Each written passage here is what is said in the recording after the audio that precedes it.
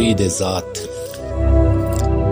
असर के दश्ते करबला में हम अपनी तन्हाई लेके बैठे हैं। आरज़ुओं की सुर्ख लाशों पर गम की शहनाई लेके बैठे हैं। लब पे हलमिन की एक सदा भी है, दिल में नुसरत की आरज़ू भी नहीं। जो बचा लें किसी की खातर हम, तन में इतना साब लहू भी नहीं। बेनियाजी की तन पे चादर है, बेसबाती के गर्म झोंके हैं। जितने भरपूर जज्बे मन में थे, आतिश इश्क में वो झोंके हैं।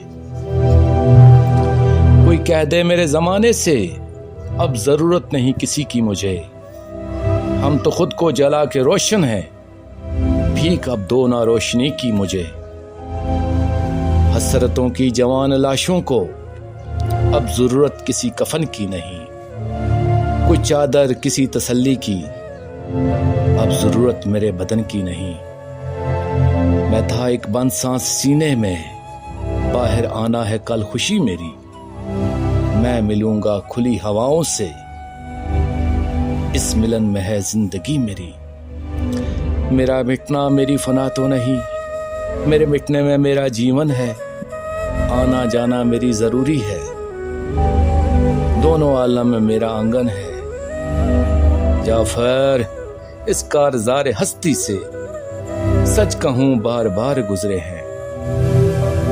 इन हवादस के इन मजालम के, यूं ही होते शिकार गुजरे हैं।